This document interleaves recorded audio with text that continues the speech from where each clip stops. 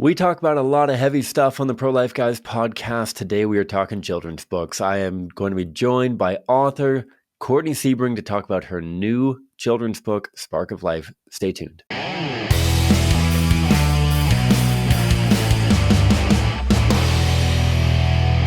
Hi folks, welcome back to the Pro Life Guys podcast, a show dedicated to equipping you with the tools that you need to have compassionate and compelling conversations so together we can change minds, save lives, and transform our culture. My name is Cam. I'm the host of the show.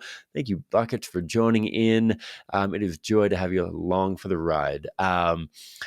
It's been a cool month. November is a cool month. At CCBR, we are doing some wind down stuff. We're getting ready for Giving Tuesday, which is going to be a big day. Stay tuned for more info on that. We've got Florida AAP planning. If you haven't applied already to Florida AAP, you definitely should. It is absolutely worth your while. We are already recruiting and accepting applications for our internship. And so if you're prayerfully considering joining for an incredible summer of training, of activism, of leadership, growth, and community, please do check on our internship. I'll try to drop a link in our show notes below. Today, again, we're going a little bit off the beaten track. So often we talk about how to have conversations about abortion with your friends, your family members, your neighbors, people in your community. Today, we are going to highlight a children's author named Courtney Siebring, who just published a really cool book called Spark of Life, a Little Spark of Life, I should say. It is a very good children's book, in my humble opinion, as I'm going to get into with Courtney. Really appreciate her taking the time to join me and kind of talking through not only her creative process and how this book came to be, but also the importance of starting early with our kids to be able to walk them through an appreciation of life, the value of life, why we are valuable, that it's not a result of what we can or can't do, not what we contribute to the world around us, but rather who we are rooted in our dignity as image bearers. And so I think this is a really cool look. I hope that we get this in time for any parents out there who want to purchase a copy for Christmas, anything like that. Hopefully we can get it out there in time for that. But without further ado, here's my conversation with Courtney Siebring, author of Little Spark of Life children's book.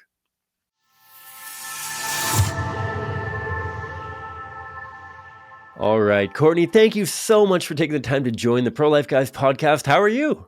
I'm great. Thanks for having me. Yeah, it is a joy. I am excited to dive into everything around your children's book that you published. But I wonder, before we do that, if you could give me a little bit of a background, bring me up to speed on where kind of the touch point with the pro-life kind of message and sharing it, because I feel like for a lot of people, this journey is very different. I think often of Scott Klusendorf, a great leader of mine in the pro-life movement, who talks about how nobody just stumbles into the pro-life movement. There's a summoning of sorts that goes into it. And having published a really cool book that we're going to talk about in a little bit here, where did this come from? Was this something that was kind of a sunrise in the dark kind of thing, or is this something that has been on your heart for a long time? Oh man, it's a mashup. Little Spark of Life is a mashup of a lot of different passions, like where they met. So I should say that my daughter, from about the age of 3, was hugely interested in all things pregnancy and childbirth. You know, sometimes kids just get like obsessed with something. For a lot of kids, it's like excavators or Lego. Pregnancy for my 3-year-old.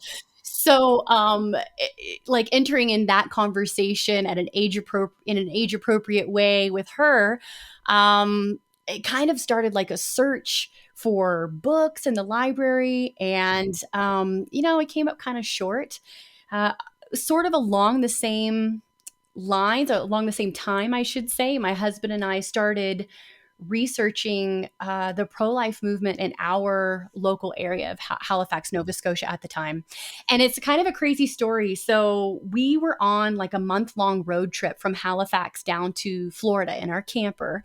And I don't know, a week or two into the road trip, we put our daughter to bed, and then it's like a 24-foot space. It's not a large space. And he'd be at the front and I'd be in the back, and we kind of like didn't know what the other person was getting up to, reading or watching something. What are you doing? So we checked into each other by like the 3rd or 4th night of this happening. It's like, are you okay? Are you getting lost in the vortex? What's going on?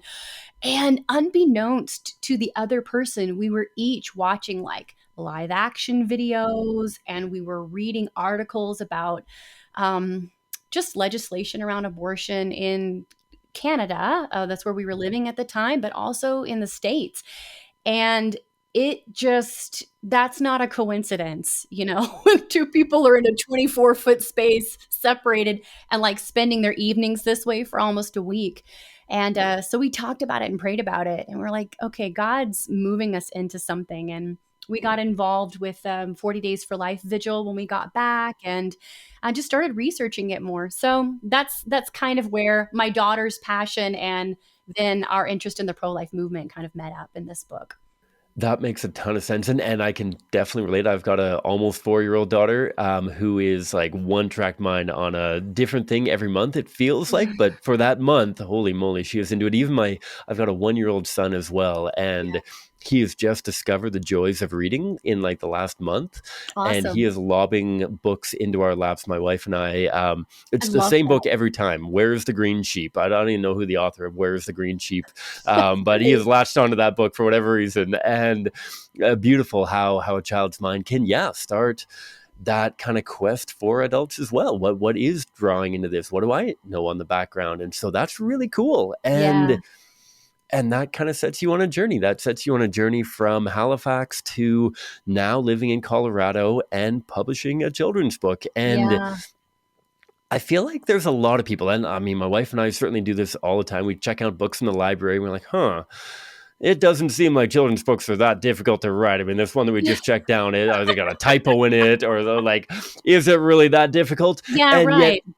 until you read a really good children's book, and you're like, oh my goodness, this is beautiful. How did they put this together? And I'm curious. So I'd love to get into some of your passion with regards to creation and art and other stuff as well. Yeah. But within this realm of writing a children's book, was this something that was right in your wheelhouse, or was this something that took a long time to mature into Yeah. I've had this idea, but I've never really put pen to paper?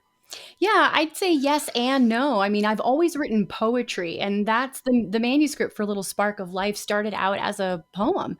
And so it wasn't really until I became a parent then that I became interested in children's literature. But then it just caught me. I mean, I love it. We read a ton in our house. So that was influencing me as well. But in terms of, yeah, writing it, I had a lot of help in the process. I mean, people don't realize that you have people helping you edit it and art direction for the book and all sorts of things. So yeah, the germ of the idea was there. The sort of basics were there in terms of the poem that I wrote, but I had a lot of people come alongside of me and help me in terms of like getting it to the place that it is now. Gotcha. And it is in a really exciting spot now where we're going to dive more into the art behind it and kind of the Mm. narrative that goes along with it. If I can mine a little bit further into that. So Yeah. you get this initial kind of poem as a foundation. And Hmm. then I guess your creative process, is this bouncing it off of mom friends? Is this kind of the art community that you're a part of with regards to Hmm. bouncing ideas back and forth? What did that look like? Or did this kind of sit in your top drawer for a couple of years before it really Yeah. kind of dusted off and like, I guess I wrote that. Maybe there is Yeah. something to that. Yeah, no, the latter, very Okay. much. I mean, and I'd say the main reason that it's the latter, the idea of it sort of sitting as a file on my laptop for a few years is simply because I didn't have the opportunity. You Mm. know, I didn't have the opportunity. I didn't quite know where to go with it. So I knew I wanted to write it. I mean, it was very much part of like a daily practice for me anyway to write poetry and to create. And so I just, kind of faithfully did that and then set it to the side and waited to see what would happen. But in terms of, yeah, getting it in front of other people, at first, yeah, it was just friends and family and bouncing ideas off of them. I read it to my daughter a lot. She's my target audience and it was for her anyway. But then getting some help from the people at Paraclete and yeah, that was huge into getting it to where it needed to be. Very cool. And so you put together the manuscript, and correct me if I'm wrong on any of these timeline things. So the manuscript comes together, and at that point, do you reach out to an artist? The art in the book, again, I got it here. We'll flip through it a little bit as we go, but it's beautiful. Is Thank it? you. I'm curious as to that creative process of how much the illustration informs at all, maybe, or in any way the actual text that goes behind Yeah. it. Is this the text is set and solidified, and then you're trying to find an artist that is going to kind of coincide with your vision behind Mhm. it, or what was that process like? Yeah. So in the case of Little Spark of Life, the manuscript was set and then the illustrator was brought on board. And it was a cool process. So Paraclete Press sent me a list of illustrators and their portfolios. And I sort of looked through those with my daughter. She's very much a visual artist. It was so cool to open these files and say, hey, look, that person does this for a living. Isn't that so cool? Because that's something she's really interested in. Um, and so, yeah, we went through and talked about what we liked and what we liked less about each of these different possible illustrators. And then got back with the publishing company in terms of who we really liked. And then one part of it that was really kind of was a surprise for me that I didn't know about the process was the art direction. So I actually was given the opportunity to go line by line and sort of transform this poem into a story. I mean, if you look at the book now, it's like a day in the life of this little family. And that wasn't initially in my mind because I wasn't necessarily thinking about it visually. I mean, certainly there are lines in the poem that are very visual, like the Voyager in space and that sort of thing. But yeah, to be able to go line by line and say, hey, I'd really be curious to see this or that, and then hold it in my hand. That was so cool. Yeah, and were you able to go back and forth with the artist? I mean, from the write up on the back, and from what's on the website, she's in Brazil, Yeah. which obviously is a far cry, both from Canada and from Colorado. um, and and so were you guys able to connect on the phone and kind of dreamscape together as to vision behind it, or was it mostly just kind of written correspondence back and forth? What did that look like? I didn't have a direct contact with her. Okay, So the people okay, who know way more about the process than fair. I do were taking care of that correspondence on my behalf. But certainly I was asked like to check in, look at sketches. We looked at sketches first, and then colored pictures, and we're able to make slight adjustments, but really not a whole lot changed. I mean, Camilla really knocked it out of the park in terms of, yeah, making it come alive visually. Well, she did an excellent job, and I think that it She- coincides with the text so well that it's not jarring. It is very, very well orchestrated together, the mm, two of them, and so congratulations on your first children's book being Thank that well you. done. So Thank you. Yeah, I'm very pleased. yeah, and I guess tell me about and I guess maybe we can go into some of the deeper principles behind it in a moment. But Sure. so this comes out if am I correct in thinking that this came out earlier this year? Yeah, The book was September published 12th. And it came September out in 12th. September. Yeah. What have you heard so far, feedback wise? Is this in libraries, or have there been a couple of schools that have latched onto it? What has the feedback been so Yeah, far? that's a great question. So, a couple of libraries here locally. So, Colorado Springs, the Pikes Peak Library has it here. I know for sure. The library up in Denver has it. That's actually a really great point to bring up with your listeners. I mean, if you want to support the book, one of the biggest things that you can do, and it's actually really simple, is get on your library's website, and there's going to be a place where you can request a book. And all you really need is the title, Little Spark of Life, and the author and the publishing company, Paraclete Press, and then you're off to the races. So it's really cool. It's really cool to see the book inside libraries. And in terms of feedback, some of my favorite feedback has been just personal feedback from people that I know who've read the book with their children, and they're able to share just what that moment was like for them as a family. And I mean, that's really what I envision, not so much like big picture. All that is awesome. And yeah, I want the book to do really, really well. I love hearing those stories of families, because when I think about the book, that's the setting that I think of. Or it's a resource for families to talk to their kids about, yeah, where babies come from and like how precious life is. So yeah, so far so good in terms of feedback. Yeah, I'm just excited for more and more.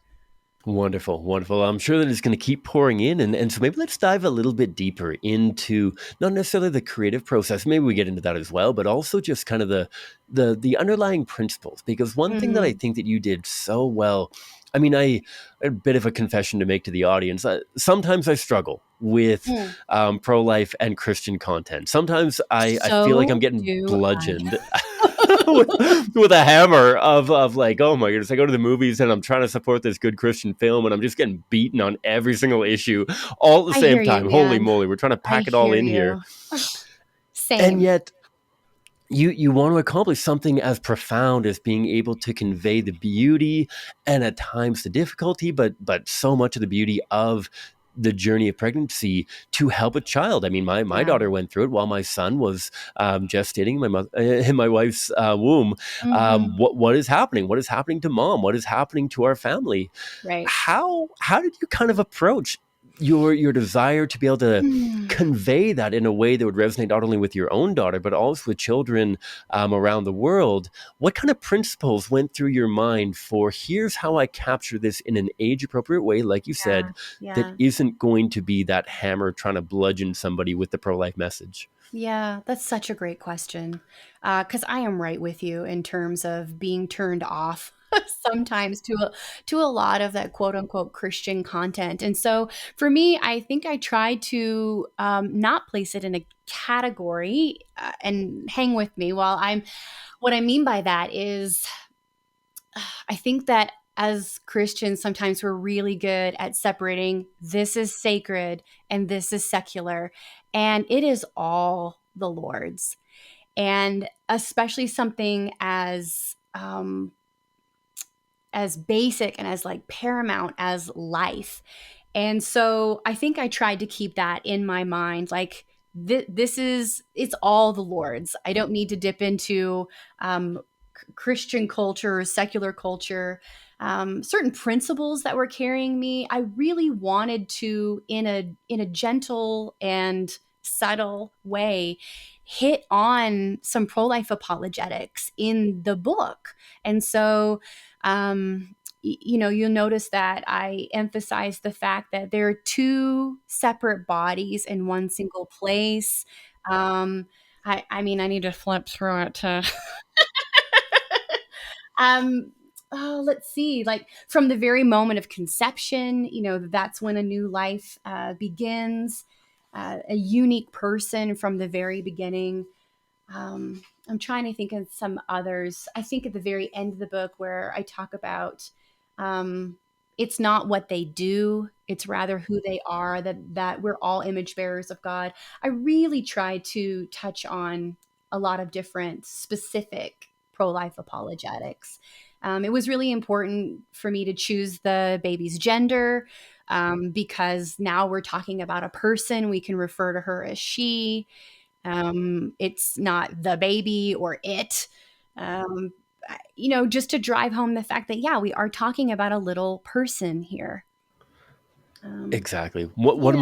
One of my favorite lines is on towards the end of the book where you say all babes deeply hope for or Mm, unplanned surprise yeah. hold the same worth from the very first cell divide, Hmm. and to be able to capture that regardless of somebody's um, the relational setting of somebody's creation, that doesn't Hmm. speak to our value. The fact that we are image bearers speaks to our value, and so this book can resonate regardless whether it's a mother and father parented home or whether it's a single parent home, whether it's a complicated family situation or simple. Hmm. Regardless of the family situation this child is coming into, they are still Absolutely. precious in the eyes of God, and as such should be precious in our eyes as well. I think that's beautiful. Absolutely. And I mean, I think that speaks a little bit to our background. So, I mean, Hmm. our daughter is adopted, and Yeah. that is something else that really played into my husband and I getting involved in the pro life movement as well. Yeah. It's just, they're so connected. Yeah.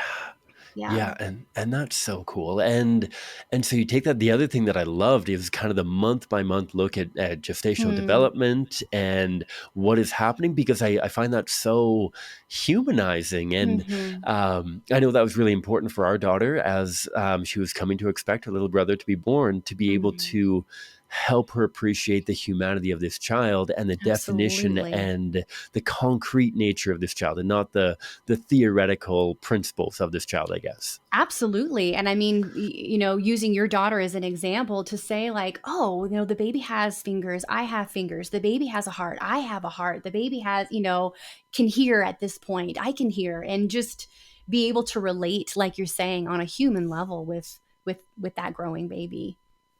Yeah. Yeah, yeah. And I think that with that, and like I said, the balance that you take in it, it's not heavy handed to the point that if some person without a faith background at the public library picks this up and flips through it, they're not gonna heave it back into the Mm-hmm. discard pile kind of thing. Oh, I good. That I means a think that it lot. strikes that balance. Yeah. That means a lot because I mean, there was a point in the development of a manuscript where I really had to draw a line in the sand. I mean, the first reiteration of at that point it was a poem. Um, there wasn't a whole lot of mention of the creator or of God. I was just focusing on the process, and it. I mean, I was really moved to go ahead and sort of hop on one side of the fence or the other to say, like, no, I really want to write a book that gives credit where credit is due, and also to be really specific and that this is a resource for Christian families who want to find a way to talk to their kids about not just where babies come from, but about the value of life, to really focus on the positive aspects of it. I don't know when, the big horrible conversation is going to come up with my daughter and I in terms of like, well, what is an unwanted pregnancy? I can't wrap my brain around that, and then to go in to have that conversation with her about sort of one of the horrific truths of the world that we live in.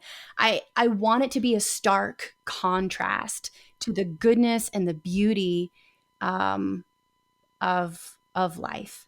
And yeah, so that was something that was really important to me in writing this book. Just highlighting the contrast between what is good and what is beautiful and what has this, like divine purpose behind it versus, what we see in our culture. Yeah, and I think that dovetails so beautifully with this aim of setting up for a very difficult conversation eventually at some point, whether it's, I mean, at some point, my daughter's going to ask more and more about the job that I do and trying to change people's minds on abortion. And For well, sure.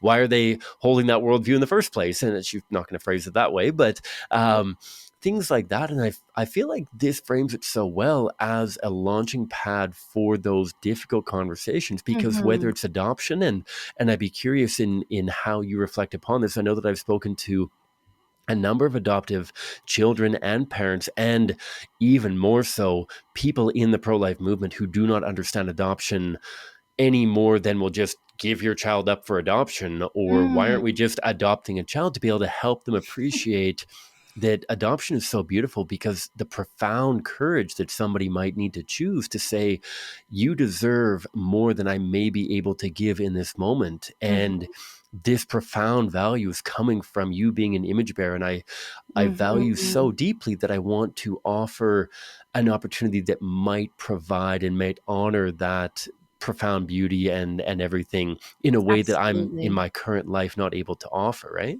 Absolutely. And honor is the perfect word. I mean, we don't have direct contact with the with birth mom, but that those it, we can edit this part out. I'll go ahead and say that I'm like stumbling over my words. Let me start again. I was mm, I think honor is the perfect word when talking about birth parents, our daughter's birth parents have a tremendous amount of honor in our home, and that's something that is spoken of.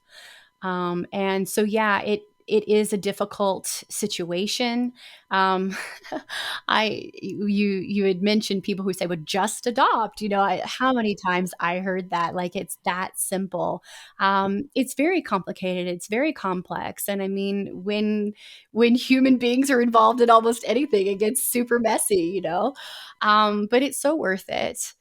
And so yeah, I like thinking about Little Spark of Life as being a launching pad for more than just one conversation. I think that there are a lot of conversations wrapped up in it as well. So thanks for bringing that out. Yeah, and I'm curious if there's other conversations that go through your mind. I think Mm, as well, the line that you mentioned about not our dignity, our value is not linked into what we do, but mm, rather who we are, and how difficult, even for Christian parents, it is to be able to model that to their children in an implicit way when so often we feel like we're rewarding children for doing good and we're punishing them for doing bad. And so is my value mm, based in whether I do good or whether I do bad or that kind of thing. But how mhm. an explicit resource like this might also help with a child being able to understand and navigate the process of what does it mean to go through discipline and to Mhm, appreciate correction and things like that, and how my mhm, value is not undermined by the choices that I make, but mhm. rather elevate the importance of growing in maturity and choices to be able to reflect again the dignity that God has put in us. Yeah, absolutely. I think that's a great point. And I mean, the gospel is something that we walk out every day in our lives. And my husband and I, as parents, like we try to do that in a real way. I think also being like beloved. I think that that's something that comes up in the book, and so that kind of it goes into what you're saying about being loved unconditionally simply for who we are, that God made us with a plan and a purpose, that we are beloved. Oh man, it makes me think of a story. I went to a retreat over the weekend, and one of the big takeaways was this idea of being beloved. And we listened to a song, and more or less the lyrics were like, okay, so you've owned your sin, you've owned your screw ups, you've owned all these things. Now own this. Own your identity as someone who is beloved. And it was so powerful. And I promptly came home and broke something expensive in the house. And I had to go to my daughter, and she's like, "Why are you sad?" I was like, "Oh, I'm sad because I'm having a hard time believing that I'm still beloved even though I made a huge mistake." But, I mean, like, went to her and said, "Hey, what is true?" Because I say that to her a lot. "What is true? You feel this way. Okay, I respect that. What is true?" And we just kinda go through what is true. Lies are loud. And, we need to make sure that the truth is louder, so anyway. Absolutely. Absolutely. And as we circle back to the book, that can't wait until we're in middle school or in high school when the choices get more and more and more profound, but rather we build Absolutely. as the child grows. And this is a great way of drawing that conversation in at a very early stage. So Mhm. this is central to their understanding of their own identity. Yeah. Absolutely, and I mean, one of the things that I've had the privilege of talking about a lot since the book has been published is the power of the imagination, Mhm. and the power of the imagination specifically to shape virtue. And that's where it starts, our minds and our hearts. And so that's one of the reasons why I wanted to write the book, is because I understand that children they're the future culture makers. And so whatever it is that they're training their minds and their hearts on right now, that's going to shape them for the future, and I I want so much for people who get a hold of the book to have a resource of bringing goodness, beauty, and truth, into their homes. So yeah, capturing the imagination, I think, is really really important. Fantastic, fantastic. And as we start drawing towards the root of how people get plugged in with the book and that Mhm. kind of thing, I'm curious as to with and obviously the response is still fairly early, and I hope that it keeps pouring in. I hope that you have opportunities. Are you Thank you. speaking at libraries? Are you speaking at bookstores to be able to showcase the book a little bit more? Well, I've had a couple of book signings and I've been speaking at like mom groups. The tricky thing about this book is that a lot of people want to discuss this topic with their children themselves. And so I am hoping for more opportunities where I can bring families together, where it's not just, I love going to schools. My background is in theater and I used to teach theater workshops at schools all the time and just had a blast with that. So I've gone to a couple of schools and had the privilege of reading to really small children and just hearing their non sequitur comments and questions. It's like so much fun. You just got to think like, what is going through your brain right now? So I love doing that. I want to do more of it. So yeah, we're just picking up speed right now. Very cool. And is this something that you're hoping can grow beyond a single book? I don't want to get too far ahead of ourselves, but is this something that you would anticipate, hopefully, whether it's a couple years down the road, whether do you already have a second book in the works? Where what could somebody Maybe. Maybe. I think that's about all I can say. Fair But enough. yeah, I just say like stay tuned for Cool. sure. I can give your listeners my personal website is Cool. sebringcreative.com and I'll be putting up stuff as the months progress about Wonderful. what a second book might look like. Definitely I'm still interested in themes of focusing on being beloved by our creator, being uniquely, fearfully, and wonderfully made.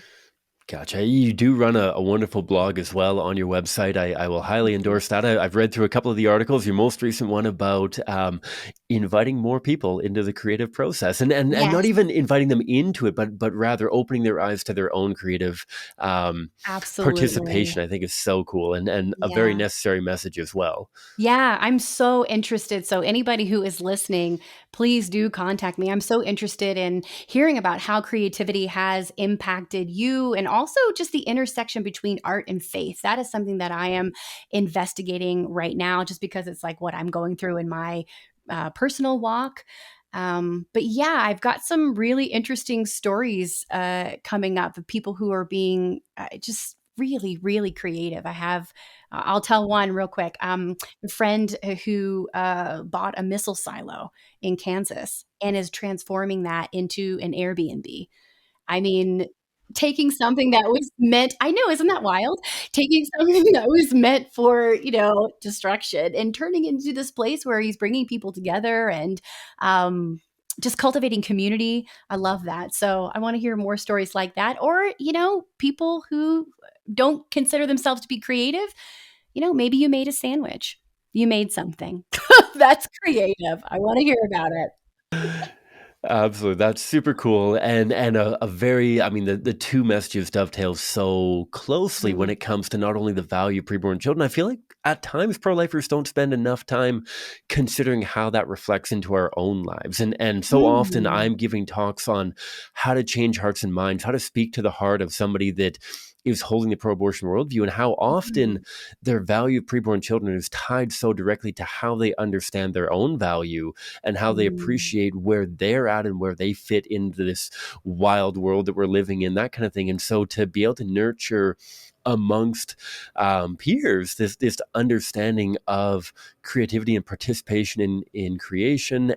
and being made in God's image and likeness and how that intersects with creativity in and of itself as well is just a beautiful message as well. Thank you. Thank you. I really appreciate that.